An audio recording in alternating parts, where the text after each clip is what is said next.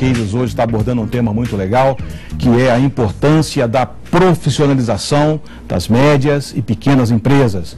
E para isso eu trouxe uma expert, uma mestre no assunto, que é a Patrícia de Sá Freire, doutoranda pela UFSC e mestre em gestão do conhecimento. Muito obrigado, viu, Patrícia, por ter atendido o nosso convite. É um imenso prazer tê-la aqui no programa. Obrigada, eu que agradeço. Tá. Bom, Patrícia, vamos tentar explicar para os nossos telespectadores, os empresários que nos assistem nesse momento, né, os gestores, os líderes, esse tema que eu acho que é mal entendido pela maioria dos líderes, né? Profissionalizar a sua empresa. Eu sempre escutava isso quando trabalhava ainda em multinacionais, ou a última empresa que eu trabalhei aqui no Brasil, sempre se falou, oh, nós temos que profissionalizar, e não saía daquilo, não é? Porque havia algumas barreiras e medos. Então, o que é isso? E qual é a importância da empresa se profissionalizar, Patrícia? O processo de profissionalização de empresa, seja familiar, seja empresa de sócios, né, como nós chamamos, o processo de profissionalização, ele incita, ele provoca muita ansiedade, tanto dos seus líderes quanto das pessoas, dos seus colaboradores. Na verdade, profissionalizar significa gerenciar um tripé da força, como eu chamo, que é gestão de processos, gestão de sistemas e gestão de pessoas. Quando você profissionaliza esse tripé, ou seja, quando você gerencia competentemente esse tripé, você está num processo de profissionalização. O que isso resulta? Resulta maiores controles. Quando os líderes têm controle sobre todos os processos, controle sobre os benefícios, sobre o incentivo, sobre a conscientização e mobilização das suas pessoas, né, e isso se faz através da gestão de sistemas, ele tem uma empresa controlada, uma empresa profissionalizada. A diferença de uma empresa não profissional de uma empresa profissional são controles. Eu poder lhe fazer uma pergunta e você poder me responder rapidamente e com segurança. Sim. Essa é a diferença. Sim. Numa empresa familiar, ou numa empresa de dono, ou numa empresa não profissionalizada, você faz as perguntas e sempre vem a resposta. Fulaninho, você pode ver aquilo lá para mim? Peraí, pega meu caderninho. Então, aquele caderninho do fundo da gaveta, é aquele financeiro escondido. E não escondido porque tem coisa errada, escondido porque são faltas de controles mesmo. Né? Não existe o controle. Né? Agora, o que ocasiona, exemplo, uma empresa que não se profissionalizou para uma empresa que já está andando e está profissionalizada? Qual é a diferença? O que uma ganha e a outra não? Valor, né? Valor de mercado, valor para os seus clientes, valor se ele quiser vender a empresa. Hoje em dia o mercado não existe mais, até dando um parêntese, não existe mais aquela empresa que eu quero ficar pequenininha do meu... aqui, no meu cantinho, no meu bairro. Lógico, você pode, de tamanho, querer ficar daquele jeito. Só que você tem que ser extremamente profissional para, naquele seu tamanho, você tomar conta do mercado. Porque a mensagem que você vai passar é, olha, meus concorrentes, para você chegar no meu mercado, você vai ter que pagar muito.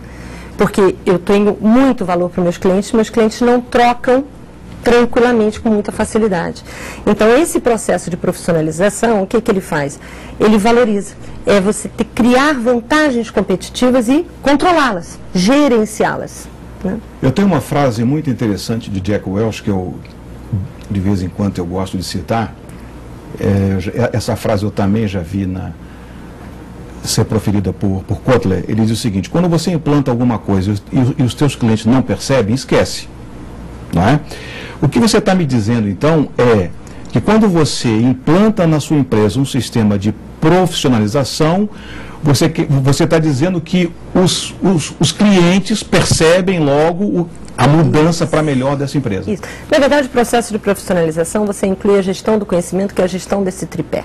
Nós temos conhecimentos na empresa, capital intelectual, que não é gerenciado. Então, ele está ali, o dono ou o criador, a pessoa criativa, sabe que aquele conhecimento existe, sabe que ela tem valor, mas não é percebido pelo mercado. Então, o mercado não paga aquele valor. né? Não paga. O que é a gestão do conhecimento? O que é essa inteligência? Exatamente. O que é isso? Gestão do conhecimento. A gestão do conhecimento, resumidamente, é a gestão desse tripé da força. É você gerenciar sistemas, tecnologias, pessoas e processos.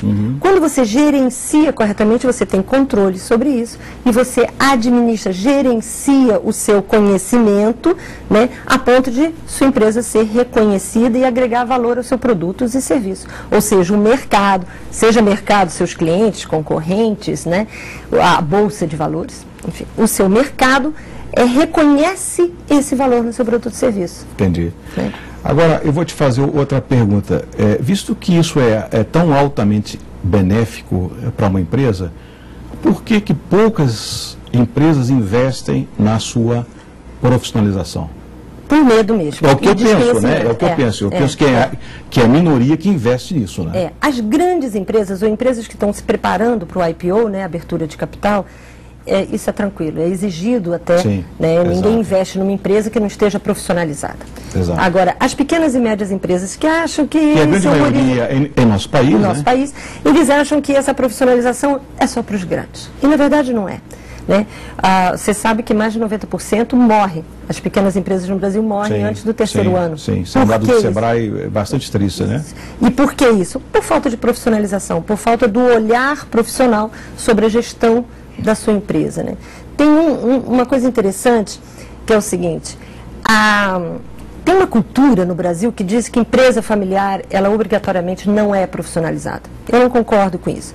A empresa pode ser de dono, a empresa pode ser gerenciada por família, e você ainda conseguir implantar uma governança corporativa competente, tá, e transformá-la numa gestão profissional. Então, o dono pode continuar como líder daquela empresa, só que ele mapeando suas características negativas, mapeando os bloqueios existentes na sua empresa, ele consegue gerenciar para desbloquear esses negativos e profissionalizá-la. Nós fizemos um mapeamento, se quiser depois eu disponibilizo pelo seu site, e publicamos um artigo científico exatamente onde nós classificamos algumas características de empresa de dono e empresa familiar, as pequenas e médias empresas brasileiras, onde existem características próprias se, estando no negativo, propiciam tudo isso. Mas essas mesmas características, elas podem ser ativadas de maneira positiva. Exemplo, esse medo, né? esse poder centralizado. Se está no negativo, a empresa é paralisada. Sim. Né? A empresa fica exatamente conforme a imagem que o dono quer. Sim. Mesmo que o mercado esteja exigindo outra coisa. Mas ele limita, né? Sim. A empresa é limitada ao conhecimento que o dono tem. Exatamente. Mas, ao mesmo tempo, essa centralização, ela agiliza a tomada de decisão. Porque se ele diz sim ou ele diz não, a decisão ela é gerenciada de uma maneira muito mais rápida. Mas é uma faca de dois gumes, faca. Então, nós mapeamos exatamente essas características, facas de dois gumes. Então, o que nós propiciamos, né, oferecemos à empresa é esse mapeamento. Nós fazemos, com embasamento científico, um mapeamento nas empresas, onde estão essas características, se elas existem, e de que forma elas estão sendo ativadas, negativa ou positivamente. Né? O grande problema, Patrícia, que eu vejo é quando a empresa está dando certo dentro da cabeça lá do empresário. Na verdade, ele poderia estar crescendo 20% a mais, ou mais ainda, não é? Se ele investisse na profissionalização, mas ele está crescendo. E isso é um falso crescimento, não é? Eu acho que aí está a grande dificuldade de dar esse clique na cabeça do empresário, porque ele pensa assim, mas está dando certo. Mas poderia estar lá na frente. Sempre deu certo até aqui. Isso. Né? E como é que a gente muda isso, Patrícia? Infelizmente, a gente muda, tem que partir dele. Isso nós não ensinamos a ninguém a mudar. Né? Nós mostramos, apresenta o mapa. Né? Nós fazemos um levantamento, um mapeamento que a gente chama de auditoria cultural na empresa, onde a gente faz o mapeamento e mostra, olha, o que está prejudicando. E ele vê claramente, né? O empresário, ele abriu aquela empresa com orgulho de ser dono daquela empresa. Ninguém é dono de empresa e gosta de estar naquela cadeira tendo vergonha do que faz. Né? Eles gostam, têm orgulho, eles têm orgulho de mostrar até onde levar a empresa. A primeira tomada de consciência que a família tem que ter, ou o dono, se é uma empresa de dono, tem que ter eu sou capaz, eu sou competente e fui capaz de trazer a minha empresa até aqui. Mas será que eu estou continuando? Será que o mercado não mudou tanto que está exigindo outro perfil de gestor? Posso dar um exemplo? Dentro desse segmento, tem um exemplo muito legal que eu gosto de citar, que é o exemplo dos irmãos McDonald's. Né? Os irmãos McDonald's, eles abriram o primeiro McDonald's, foi um sucesso, abriram o terceiro e abriram o quarto. A partir do quarto, eles fizeram várias tentativas de abrir o quinto e não dava certo. Ia falindo, e eles não conseguiam, embora estivessem indo muito bem, mas estavam já ricos só com 4 McDonald's, porque foi uma inovação naquela época, né? Mas a partir daí eles não conseguiam crescer. E tiveram a ideia, então, de contratar, de vender parte do McDonald's para um empresário que levou o Ray Kroc. Foi esse Ray Kroc que fez com que o McDonald's tivesse essa expressão em nível mundial. Então, eles tiveram a humildade de dizer, olha, a gente vai até aqui, para a gente ganhar muito dinheiro e ficar bilionário, nós vamos ter que... mas esse é um olhar que o dono tem que olhar para a sua empresa e dizer, esta empresa não é para sustentar minha família, essa empresa é para ser perene. Isso. Então é uma tomada de decisão de que essa empresa serve para quê? Ela é só para eu tirar dinheiro e ficar rico, ou a empresa é para ser além da minha pessoa, além da minha família? Então, essa é uma tomada, foi o que eles, na verdade, fizeram. A longevidade das empresas, né? Desculpa. A perenidade, né? Deveria ser um tema... Constante, normal, natural. Constante, não é só para o meu filho, é para o meu neto, para o meu bisneto. Isso é o meu ponto de vista. E se você não investe na profissionalização, o John Maxwell, ele chama da lei da tampa. Você chega num certo limite e dali você não vai mais. E corre o risco de desaparecer do mercado. Né? Tem uma frase que o professor Neri dos Santos, da UFSC, fala com muita competência. Quando era economia de capital, você dividia... Ele, já? Então, o professor Neri, ele fala muito claramente o seguinte. Na economia do capital, quando você divide o capital, você está perdendo. Na economia do conhecimento que hoje nós vivemos, quando você divide o conhecimento, você está crescendo. Isso. Então, a gestão da empresa hoje, no mercado hipercompetitivo que nós vivemos, é isso.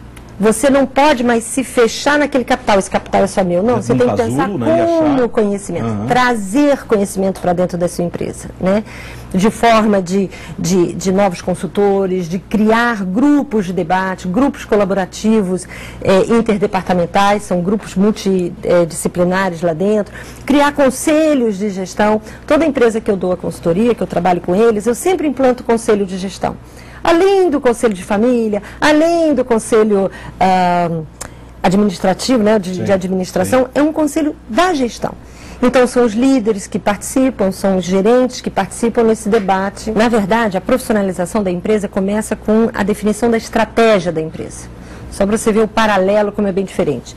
Quando a gente define a estratégia da empresa, da estratégia define-se o planejamento estratégico, planos de ações por área, aí modela processos para que aquilo seja implantado, aquele plano de ação seja implantado nas áreas e na empresa, e aí define-se atividades e tarefas de cada indivíduo. Esses indivíduos vão estar, então, alinhados à estratégia da empresa.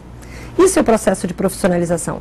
Quando nós fazemos isso, o IGMAP, só um parênteses, o IGMAP trabalha exatamente apoiando o planejamento estratégico, fazendo esse mapeamento interno dos pontos fortes e pontos fracos da empresa, né? Quando nós fazemos esse processo de profissionalização, os indivíduos, eles não passam mais a ser vistos como é o amiguinho do dono, é o filho do dono, é o amiguinho do líder. Às vezes está lá desde o início, tipo, está lá 10, 12 anos... E se acha intocável, né? E são, né? São. Na empresa não profissionalizada, eles são intocáveis. O que nós fazemos? Nós não chamamos muito de, tem que demitir. Não. O que nós fazemos é um mapeamento de competências. Isso. Ou seja, que competências as pessoas que já estão lá na empresa podem colaborar com essas atividades, que vão participar desses processos, que vão alinhar a estratégia. Olha, nós estivemos aqui conversando então com a Patrícia Safreire. Espero que você tenha gostado desse programa. Espero vê-los no próximo Cases. Boas vendas, sucesso para vocês. Tchau.